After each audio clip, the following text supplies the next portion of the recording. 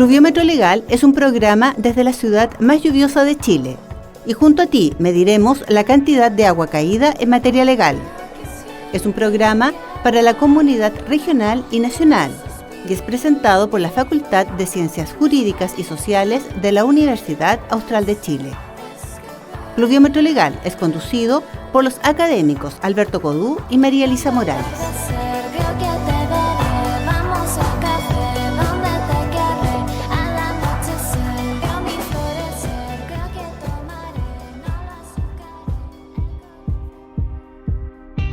Hola queridos amigos y amigas de Pluviómetro Legal, bienvenidas y bienvenidos al 6º capítulo de la segunda temporada.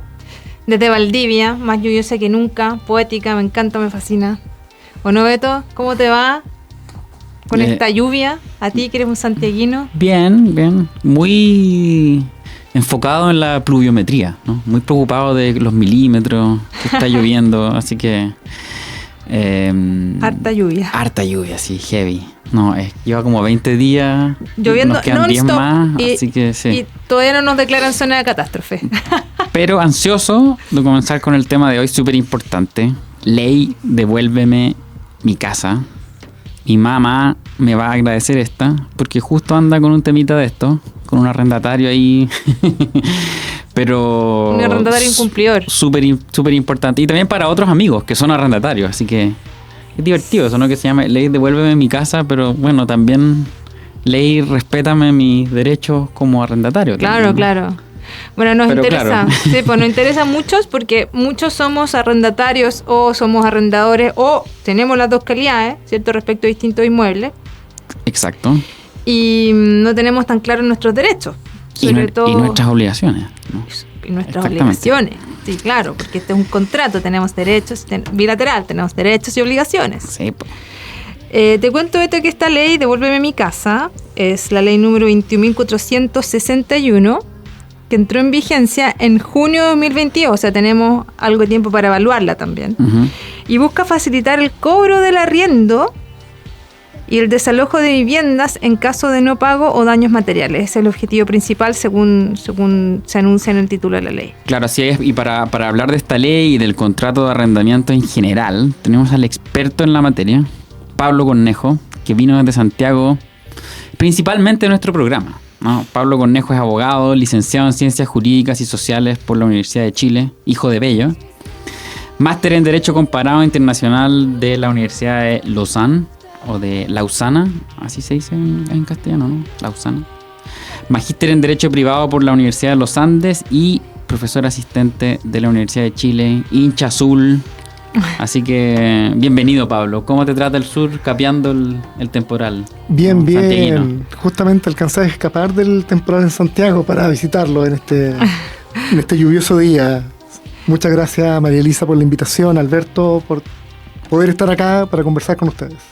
Muchas gracias, bienvenido. Y te faltó que es runner también, además. Pablo. Acaba de correr la maratón de Santiago. Ya. Sí. Yo lo tengo súper invitado a un trail aquí al Arboretum. No sé si lo voy a lograr en todo caso, porque tengo una lesión. Igual, sí, es azul, pero siguen habiendo 2 y 2 en el estudio. Contando a Nico, que es del Colo-Colo. Ya. No hay un problema ahí, entonces. Oye, Pablo, me gustaría que partamos por lo más básico. El contrato de arrendamiento. ¿Qué entendemos por contrato de arrendamiento? ¿Cuáles son los derechos principales que tienen las partes? A ver, el contrato de arrendamiento se regula en el Código Civil, es un contrato de carácter bilateral, como tú anticipabas, lo que significa que genera obligaciones para las dos partes, el arrendador y el arrendatario.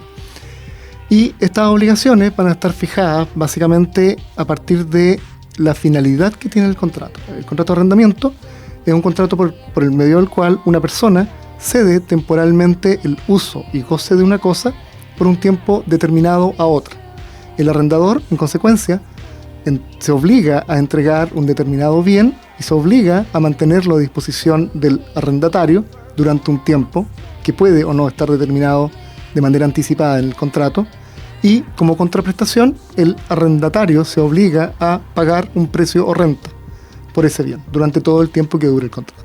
Ese es como el esquema más básico del contrato de arrendamiento, y por lo mismo el arrendamiento uno lo puede entender básicamente a partir de esa finalidad, poder obtener un bien durante un tiempo determinado no en propiedad, pero a través de este contrato que garantiza el uso y goce.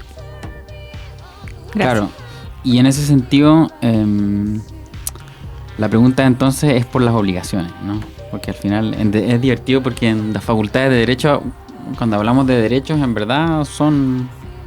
es decir, básicamente son derechos correlativos a una obligación, ¿no? Entonces la pregunta es, ¿cuáles son las obligaciones de las partes de este contrato? Pensemos, por ejemplo, en las obligaciones de mantener el bien o de realizar las reparaciones. La típica pregunta, ¿no? La típica disputa entre arrendador y arrendatario. ¿A quién corresponden esas obligaciones, por ejemplo? Si uno va a la ley, Uh-huh. y aquí te anticipo un tema, porque una cosa es lo que dice la ley y otra cosa es cómo eso se modifica o no al momento de regular las partes de su relación en un contrato. Perfecto. Claro. Si que uno va a la ley, dentro de esta idea de ceder el uso y goce temporal de una cosa, el arrendador asume una serie de obligaciones. Ajá. La primera, y la más obvia, si es que se trata de la cesión, es entregar la cosa. Uh-huh. En virtud del contrato me obligo a entregar la cosa. Ahora, como el contrato va a tener una determinada extensión en el tiempo, el arrendador se obliga a mantenerla en el estado de servir para el fin para el cual se celebró el arrendamiento. Claro. Si yo celebré un contrato de arrendamiento respecto de una casa, siendo arrendador, me obligo a mantener la casa durante todo ese tiempo para que sirva al fin habitacional al cual fue arrendado. O sea, que sea habitable. Que la sea casa. habitable, exactamente. Si que existe algún desperfecto importante, por tanto, el arrendatario puede dirigirse hacia el arrendador para que lo repare.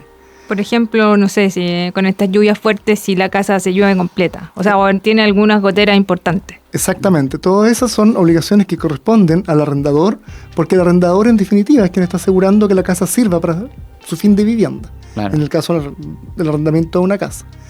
Y como contrapartida, y esto es lo que puede resultar hasta cierto punto llamativo, el arrendatario tiene una primera obligación, que es la de pagar el precio o renta. Uh-huh. Generalmente estas rentas son pactadas en forma mensual y en cierto tipo de contrato además se devengan mes a mes. Claro.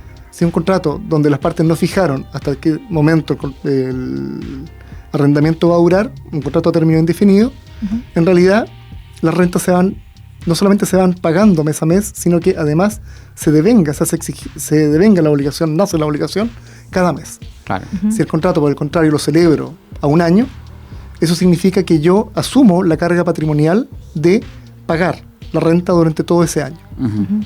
En términos prácticos, si yo celebro un contrato a un año de un arrendamiento por una propiedad que vale el arrendamiento 600.000 pesos, yo ya tendría una deuda por 6 millones. Claro. Y adicionalmente, como el arrendatario es quien se encuentra en la propiedad y es una propiedad ajena, el arrendatario tiene la obligación de conservarla. Uh-huh. Y eso implica más bien una cuestión de carácter negativo. O sea, como arrendatario no puedo incorporar modificaciones a la cosa, no puedo hacer ampliaciones a la casa sin contar con una aprobación expresa por parte del arrendador, ni podría tampoco causar daño en la propiedad. Si causa daño en la propiedad, estaría incumpliendo con mi obligación de conservar la cosa como un buen padre de familia. El código todavía emplea esos términos, y por lo mismo podría incurrir en una causal de incumplimiento contractual. Oye, sí, perdón. El punto importante es que todo eso se va modificando dentro del contrato. Claro. Y algo sobre lo cual lo más seguro vamos a volver después. Por ejemplo, si uno piensa en mantención de la cosa, indirectamente, quien va a estar obligado a mantener la cosa, como dijimos, el arrendador. Y dentro de esa obligación uno puede entender, por ejemplo, el pago de los gastos comunes, el pago de las contribuciones. Pero contractualmente se puede alterar eso. quién va a hacerse cargo económicamente de la obligación. Entiendo. Bien interesante eso. Oye, Pablo, y bueno, si el contrato de arrendamiento, que a propósito Pablo tiene un libro sobre este tema publicado por DER Ediciones que... De los pocos que hay, yo creo. No hay... Yo no sé si hay otro del contrato de arrendamiento, Pablo. Juan Andrés Orrego tiene otra. Ya. Sí, es como lo que hay. Claro. Y Íñigo sacó hace poco, pero es un compilado de artículos. Ah, perfecto. Íñigo con Álvaro. No, en realidad fue Álvaro Vidal, Ya. que organizó un congreso en la Católica del Paraíso y luego sacó un libro sobre el tema. Ah, ya, una obra colectiva. Exactamente. La tuya es una monografía. Exacto. Claro. Específicamente y abarcando todos los temas relativos al contrato de arrendamiento, publicado por DER Ediciones, que Nuestros...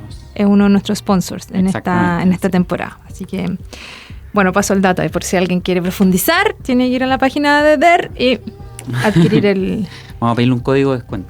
Buena idea. Pablo, si el contrato de arrendamiento tenía antes de la dictación de esta ley una regulación base, ¿no? ¿Así? ¿Qué inspiró la dictación de esta ley especial Devuélveme mi casa y cómo modifica la normativa vigente? Ya, el contrato de arrendamiento efectivamente tenía una normativa base en el Código Civil, pero esa normativa base estaba muy inspirada en las ideas de la época de la codificación. Estamos hablando del año 1850.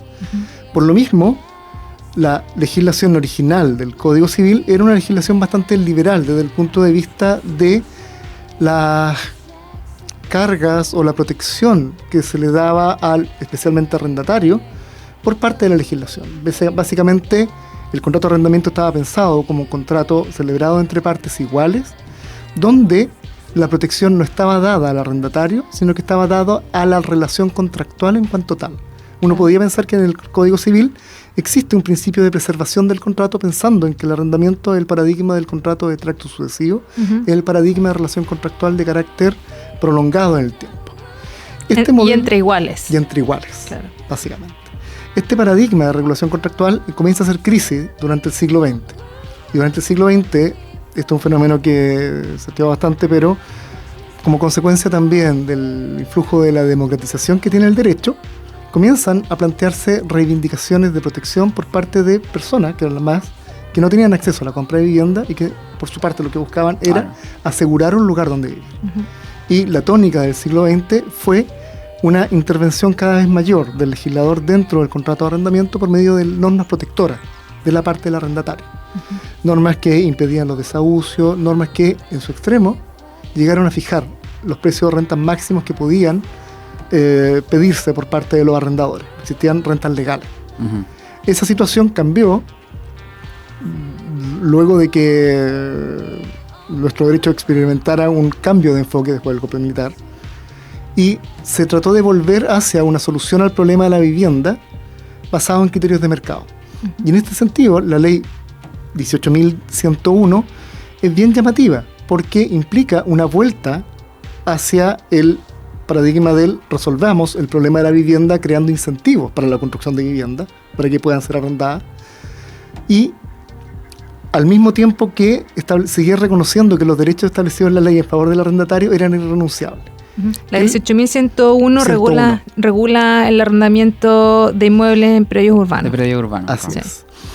Y esa orientación se vio reforzada. Luego, el año 2003, más o menos, se dictó otra ley, la 19.866, que simplificó el procedimiento de restitución de las propiedades, y luego, finalmente, la ley 21.400, siempre se me dan los números.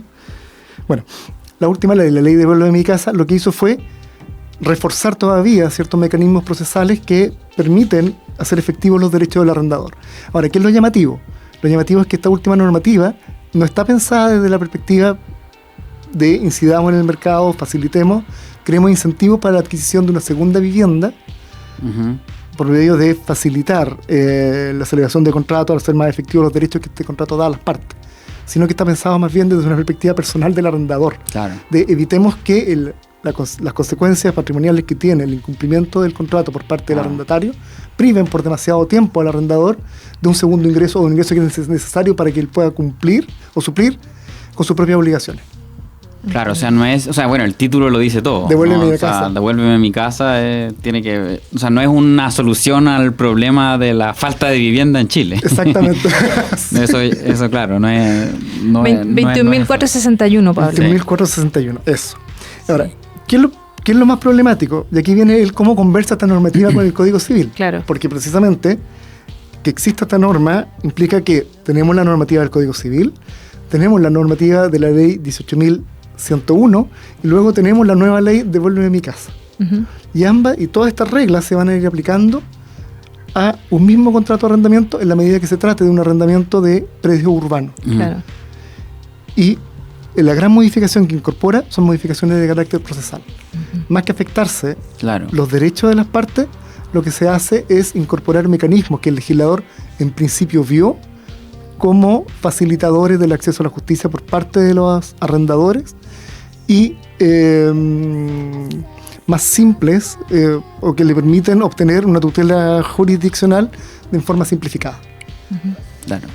O sea, no es el tipo de leyes que uno ve, por ejemplo, en ciudades europeas que para justamente mejorar los temas de acceso a la vivienda han sido muy duros en el tema de la discriminación, ¿no? Porque, por ejemplo, en muchos casos hay barrios en donde no se le arrienda a migrantes porque o no tienen historia crediticia o porque, etcétera. De hecho, a mí me tocó en Suiza. Cuando traté de arrendar en Ginebra, nadie nos quería arrendar un departamento y al final tuvimos que acceder a un subcontrato, etcétera, de alguien que tenía un contrato de arrendamiento muy protegido. Pero claro, el enfoque que uno ve en Europa de las leyes de arrendamiento tiene que ver con regulación. En cambio aquí lo que hay quizás es un enfoque más, como tú decías, más liberal. O sea, y no se engancha este tipo de regulaciones con el tema del déficit de vivienda en Chile, que es como de 600 a 700 mil unidades. Exactamente. Ahora, sí hay algo llamativo, y es que en forma paralela a esta ley se discutió otra que también incorporó modificaciones a la ley 18.101 a propósito de condiciones de subarrendamiento para personas extranjeras. Pero esa discusión no se dio en este marco, sino que se dio en el marco de la ley de migraciones. Mira. Y de normativas que no conversaron en lo absoluto. Claro. Y las reglas son bastante mínimas, porque lo que buscaban resguardar era que los subarriendos cumplieran con ciertas condiciones de habitabilidad mínimas de las propiedades que estaban siendo subarrendadas. Sí, que tuvieran acceso a un baño, que tuvieran acceso a luz, cosas por el estilo. Claro, como...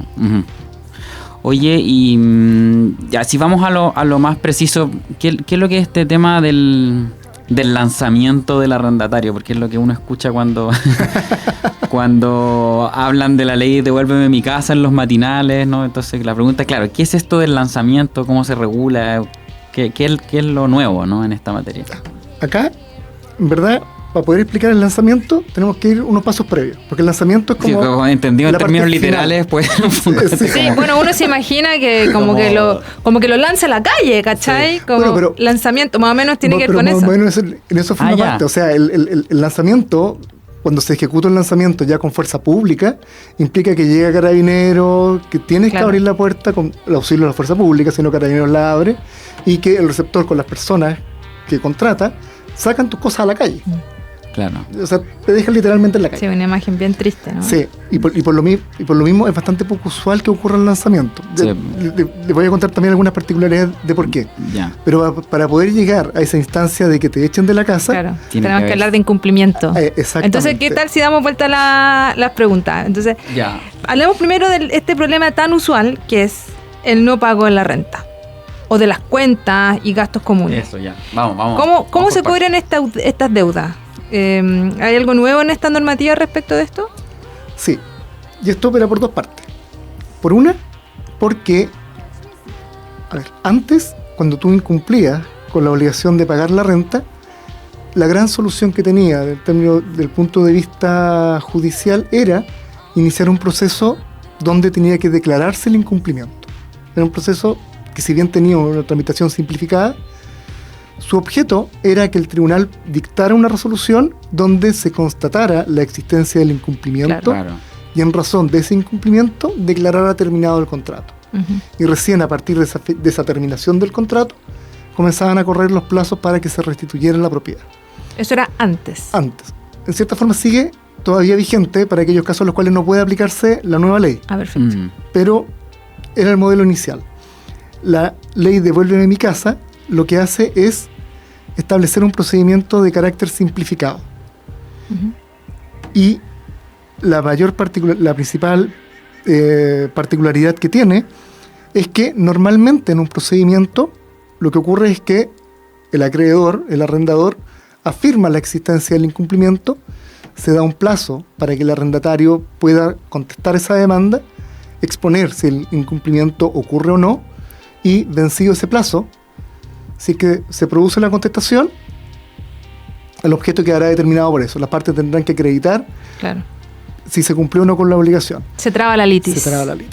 Si es que el arrendatario nada decía, se entendía por contestada la demanda en rebeldía, lo que implicaba que el arrendador iba a tener que seguir con el juicio dando cuenta del incumplimiento. Claro. Igual iba a tener que recibirse la causa prueba, el tribunal iba a tener que acompañarse los documentos para tener por acreditado el incumplimiento eventualmente, y luego el tribunal iba a tener que dictar una sentencia. ¿Cuánto podía tardar eso más o menos? Era relativamente rápido porque se tramitaba por medio de audiencia, Ya. pero estamos hablando igual de 2 meses, 3 meses. Claro. Ya.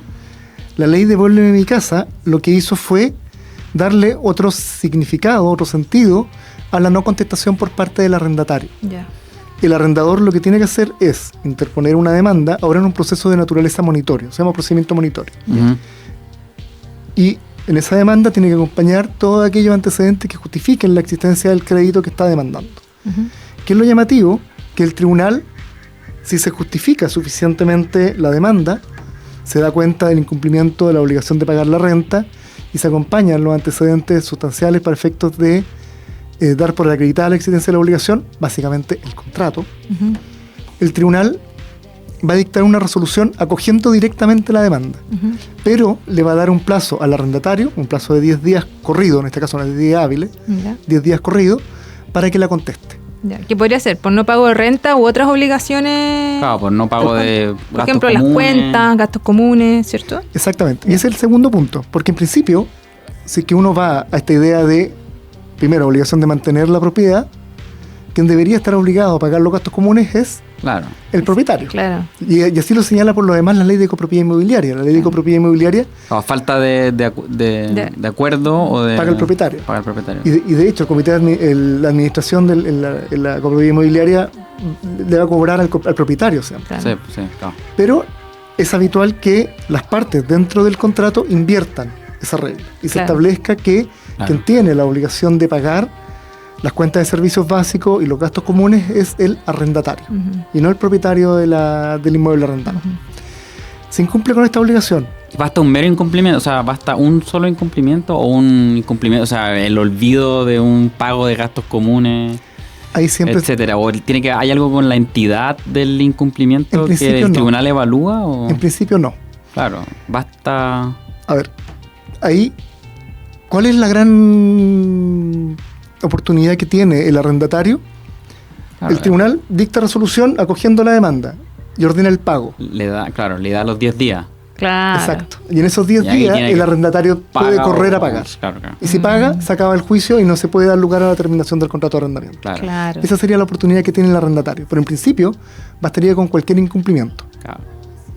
Va a quedar en malos términos Claro. esa relación. Y ese es el objeto del monitoreo, al final de cuentas es como claro. la gran novedad. Sí. Invierte las consecuencias de que no se den controvertidos los hechos contenidos en la demanda. Acá el tribunal revisa la demanda y sobre esa base accede a la pretensión de terminación del contrato de arrendamiento, pero le da la oportunidad al arrendatario para que dentro del plazo de 10 días pague, caso en el cual va a tener que pagar íntegramente, sea la renta deudada, sea los gastos comunes en los cuales se encuentra moroso, sea las cuentas de servicios básicos Claro. que no se hayan pagado hasta la fecha, o bien puede oponer excepciones. Pero en el caso de que oponga excepciones, esas excepciones van a tener un efecto en el eventual juicio declarativo posterior que se inicie. Claro, claro. Eso ya como que alarga la situación. Exactamente. Pero existe entonces con esta nueva ley una oportunidad de terminar las cosas de manera más o menos rápida en Exactamente. este procedimiento monitorio y donde se le da un plazo dentro de este procedimiento al arrendatario para que pague y se libre de todas las consecuencias que podrían venir después. Así es. Es que el procedimiento monitorio mismo está pensado porque muchos juicios antes de la entrada en vigencia de la ley se seguían en rebeldía del demandado. Entonces lo que hizo la ley fue invirtamos la carga de la contradicción para efectos que solamente en aquellos casos en los cuales efectivamente existe alguna controversia entre las partes, se siga un proceso Claro, contradictorio. claro, claro. Si es que en verdad el arrendatario no tiene nada que discutir y el juicio se va a seguir en rebeldía, bueno, que simplemente la interposición de una demanda suficientemente fundada y con antecedentes sea suficiente para que se dicte una sentencia acogiéndola. Claro. Ya. O quizás en casos más complejos de arriendo de inmuebles Y esa es la situación problemática. para porque hoteles o de, qué sé yo, de establecimiento, un colegio, no Sí. sé, qué más. esa situación es súper problemática en la práctica, porque claro, el legislador cuando piensa esto, lo piensa en términos de el arrendador se está quedando sin flujos, Sí, po. el arrendatario no está pagando la renta, el arrendatario no tiene ningún motivo para dejar de pagar, por tanto, demos esta vía expedita. El punto está en que por el ámbito de aplicación de la ley, esto mismo se va a aplicar a locales comerciales, Claro. se va a aplicar a arrendamientos de inmuebles para fines... Claro, porque este ámbito Totalmente es distinto. amplio, ¿no? O sea, amplio. para todos el arrendamiento de predios urbanos, ¿no? Exacto, o sea, cualquier De inmueble inmuebles. que se encuentre En un dentro dentro del radio urbano. radio urbano y tenga una cabida inferior a 1 hectárea. Oye, y los ingresos en tribunales son, me imagino, son altos, ¿no? Es decir, Sí. que este es uno de los tipos de casos en que uno cree que hay judicialización, o sea, me imagino los tribunales civiles están llenos de gestiones de cobranza y de arrendamiento. Sí, sí, esta es una de las causas que... O sea, hay mucha práctica, hay mucha práctica, mucha litigación en la materia, ¿no? Sí, pero más que nada en tribunales de primera instancia. Claro. Las partes no son muy Sí, dadas pues no a seguir llegan, el juicio sí, en claro. apelaciones o en Suprema, también porque los costos legales van aumentando. Sí. Ah, bueno, y se necesita abogado entonces para interponer esta demanda. La ley en general establece una exención de la carga de comparecer con abogado cuando la renta de arrendamiento pactada es inferior a, si mal no recuerdo, 5 UTM. Ya. ¿Cuánto Pero es eso?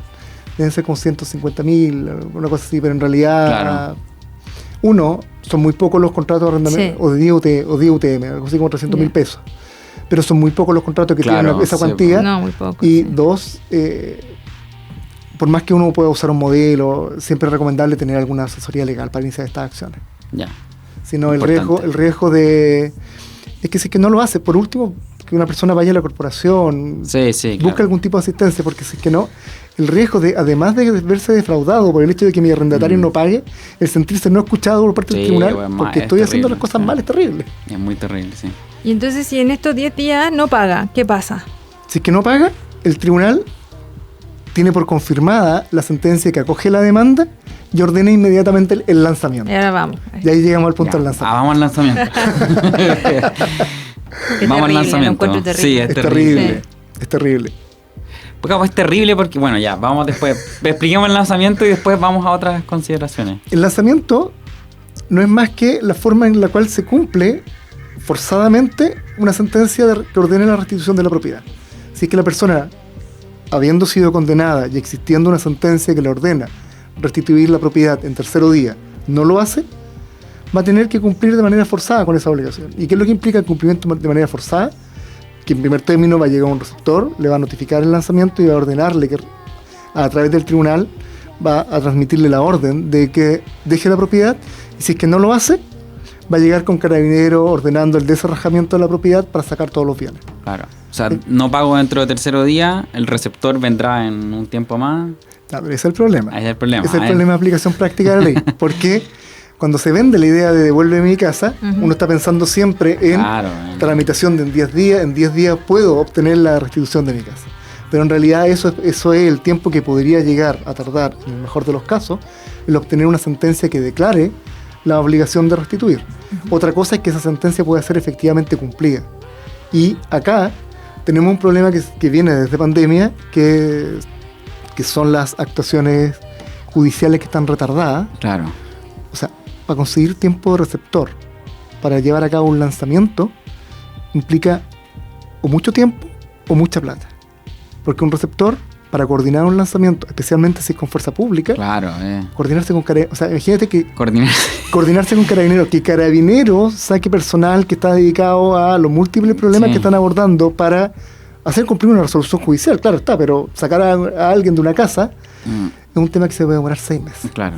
Y como es una mañana entera el receptor, o un día entero el receptor, Claro. Porque Te hay puede- que estar ahí, tiene que haber un carabinero ahí de. te pueden llegar, claro, te pueden cobrar 500.000 pesos, pero he visto casos de receptores que por lanzamiento están pidiendo 2 millones. Ah, wow. Sí, no, sí, por eso es como que nadie quiere llegar a eso, porque es caro y se demora muchísimo tiempo. O sea, el tiempo de coordinar con carabineros para llevar a cabo el lanzamiento es complejo, muy complejo. Y eso al final de cuentas afecta la idea original que se estaba vendiendo la ley, porque es muy raro que se obtenga una restitución de la propiedad en 10 días. Claro. Podría haber como un Uber de carabineros para coordinar a los carabineros. Como una plataforma de. Que Oye. Carabineros tiene demasiadas funciones a esta altura. y después si el tribunal decreta o sea, el receptor dice, mira, fui a la propiedad, le transmití la orden del tribunal, no me hizo caso, o no había nadie, me respondió un niño, vuelvo al tribunal, digo no cumplió, y el tribunal dicta una orden, ¿no? el receptor deja constancia de eso. Y el arrendador tiene que pedir, a partir de la constancia dejada por el receptor, que se conceda el auxilio de la fuerza pública para cumplir con el lanzamiento. Claro, perfecto. Aquí a mí se me olvidó civil, perdón. Todo civil. Accede al lanzamiento. Pero eso más esto es como procesal. Sí. Ya, entonces accede. Y en el lanzamiento, en la orden, o sea, el tribunal cuando decreta que esto se ejecute con ayuda de la fuerza pública, la pregunta es, ¿puede el tribunal tener una consideración de, bueno, el derecho a la vivienda, que es un derecho humano reconocido en tratados internacionales y que mal es una ley chilena? O sea, es un derecho incorporado en nuestro ordenamiento. En el ordenamiento jurídico. Entonces la pregunta es, ¿puede el tribunal decir, mire, cuando se realice el lanzamiento, asegúrese de que la familia, por ejemplo, va a tener una vivienda por el hecho de que hay personas mayores o hay personas en situación de discapacidad? Que eso ha sido un tema, porque lo he visto en algunas resoluciones. Sí, puede hacerlo, pero en forma previa. O sea, si uno ya llega a la instancia del lanzamiento con fuerza pública, lo usual es que ya se encuentre con un juicio que ha durado un año por lo menos. Claro. Entonces, como pedir en ese momento la prórroga no parece muy justificado. O asegúrese de que estas personas tienen un lugar donde habitar, ¿no? Yo comprendo que existe un derecho a la vivienda, pero ese derecho a la vivienda en realidad tiene que ser satisfecho por parte de la autoridad pública. No, obviamente. No puede ser cargo del arrendador. No, evidentemente. O sea, esta es que en la misma sentencia hay un dicta, no sé, por decirlo así, que obliga a la autoridad, o sea, al municipio de turno. Me acuerdo en España que todos los... Al único que he visto incluir eso en una sentencia fue a Sergio Muñoz, en recurso de protección. Sí, me acuerdo de un desalojo. Sí, un desalojo. Sí, pero... Que fue bien raro porque además le da una orden a que se pongan de acuerdo los dueños también. Exacto. ¿Te acuerdas? Para garantizar el derecho a la vivienda. Pero yo me acuerdo que en el caso de, todas las condenas contra España y Bélgica en el comité DESC, ¿no? Tienen que ver justamente con casos de lanzamientos en que no se asegura que se respeten los derechos de personas que quizás no tienen dónde vivir, en donde hay niños menores, qué sé yo. Está lleno de casos así, ¿no? Pero aquí los tribunales civiles, cuando tienen en consideración eso, es en una instancia previa al lanzamiento con fuerza pública, por lo usual. Y es que una vez ordenado el lanzamiento, por regla general puede pedirse la suspensión del lanzamiento por motivo de grado calificado. Ya. Y ahí se pueden invocar. Esa es la vía. Exacto, pero eso, como decía, es una facultad una facultad cuyo ejercicio se puede pedir por parte del tribunal, pero generalmente se va a hacer antes del lanzamiento con fuerza pública, por el propio tiempo que ha transcurrido. Lo prudente es que quizás antes haya realizado o enviado un oficio a la autoridad de turno para, qué sé yo, al Ministerio de Vivienda para que resuelva la situación antes de que se llegue al lanzamiento. Claro. Oye, y unos detalles ya prácticos que se me ocurrieron recién. Es como, cuando te escuchaba, ¿esta ley se aplica aunque el contrato de arrendamiento no conste en un documento, por ejemplo? Y la otra es si se aplica a subarrendatario. ¿Es así de amplio? A ver, aquí hay... las dos preguntas miran a temas que pueden ser distintos. Ya. La nueva ley, establece condiciones formales de celebración del contrato para poder acceder al procedimiento monitorio. Cuando se trata de contratos celebrados con posterioridad a la entrada en vigencia de la ley, lo que se exige es que el contrato haya sido celebrado por escritura privada, a lo menos por escritura privada autorizada ante notario. Yeah. Y eso se va a considerar un antecedente suficiente para efectos de poder iniciar la demanda monitoria en caso del incumplimiento del pago de la renta. Okay. Ahora, eso por una parte es el mínimo. Si tengo un contrato celebrado por escritura pública, claro, siempre podré recurrir ante este tribunal. Y este requisito, por un tema también de aplicación temporal de la ley, solamente se puede exigir a los contratos celebrados con posterioridad a su entrada en vigencia. Claro. Y ahí se da una situación que es bien... Los abogados la vemos siempre, pero hay que tenerla presente, y es que las normas procesales tienen aplicación inmediata. Inactum. Si se me reforma el procedimiento y yo tenía un contrato, tengo que regirme por el nuevo procedimiento. Pero lo que no pueden hacer es cambiarme las condiciones de celebración del contrato retroactivamente, porque el contrato es una ley para las partes y se entienden incorporadas a él las leyes vigentes al tiempo de su celebración. Sí. Entonces, si celebré el contrato con anterioridad, podría bastarme un contrato celebrado por instrumento privado sin autorización ante notario para poder iniciar el procedimiento. Ahí no se me puede exigir la satisfacción de esa carga probatoria anticipada. Eso por una parte. Ahora, lo otro que puede ser llamativo es cómo esta ley conversa con otras formas de resolución de conflictos. Y esto también es un tema práctico, porque esta ley se aplica desde arrendamiento de vivienda hasta arrendamiento de locales comerciales, la medida que se trate de inmuebles urbanos. ¿Y qué es lo que se da en la práctica? La práctica que se ha venido desarrollando hasta hace un par de años, incluso, para mí es absurdo, pero incluso se da en arrendamiento de vivienda, es meterle una cláusula arbitral al contrato de arrendamiento. Sí.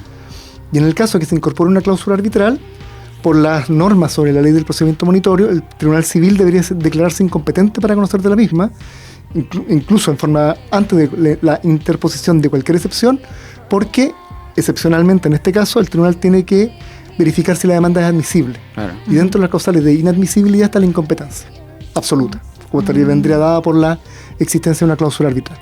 Y esto es bien problemático. ¿Por qué? Porque uno muchas veces piensa que el tener una cláusula arbitral me da un mejor acceso a la justicia, pero aquí me va a obligar a ir a un proceso necesariamente declarativo ante un árbitro.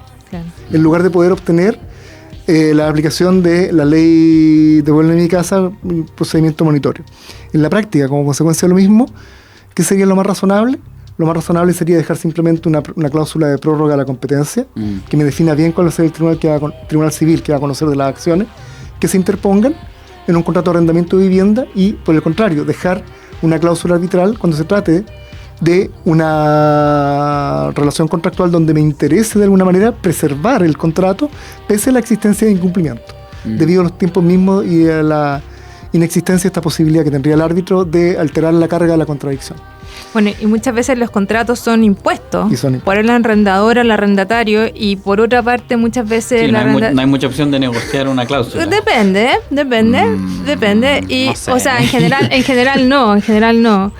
Pero bueno, y lo otro es que la gente normalmente no lee, y eso está súper estudiado. Sí. Los contratos de adhesión, que este sería un caso, no los leemos. Bueno, yo sí los leo, pero yo sería una excepción, digamos. En general no se leen. Y por esto mismo que tú dices, porque si la profe de civil no lee los contratos, ¿quién lo lee? Claro, pero la explicación racional de esto es porque no voy a tener opción de cambiarlo. ¿Para qué lo voy a leer si no puedo modificarlo? Sí, a mí me pasa eso. Pero en este caso lo que termina siendo llamativo es que la inclusión de esas cláusulas, que es muy habitual, en último término termina afectando los derechos del propio arrendador. Es como bien absurdo. He visto casos antes de que el CAM Santiago instituyera la institución, formara la institución de los árbitros jóvenes. Había contratos de arrendamiento de departamentos que tenían cláusula arbitral.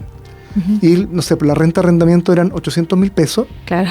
Y el pedir la constitución del tribunal arbitral me costaba 600.000. Es carísimo. Y luego tenía que empezar a pagar inmediatamente. Entonces era como, ¿qué sentido tiene? ¿Hasta qué punto esa cláusula que la pensé para beneficiarme, arrendador, me está jugando en contra? Al día de hoy lo que en realidad tendría que hacer el arrendador es revisar las condiciones de esta ley y ver si es que no le conviene más aprovechar estas vías procesales. De la justicia ordinaria. De la justicia ordinaria. La segunda pregunta que tú planteabas guardaba relación con el subarrendatario. Sí. La situación del subarrendatario es bien particular, porque el subarrendatario tiene una relación con el arrendatario subarrendador. Exacto. Quien a su vez tiene la relación con el arrendador. Exacto. Y por regla general, entre el arrendador y el subarrendatario no existe una relación jurídica. No, directa no. Directa no. Por lo mismo, si es que se invoca esta ley, tendría que invocarse en el contexto de la relación entre el subarrendatario y el subarrendador. Y para estos efectos vendría a ser el mismo tema. Claro. ¿Cuál es la situación excepcional? Pero esto es una aplicación de una regla de carácter general que está dispuesta dentro de la ley 18.101.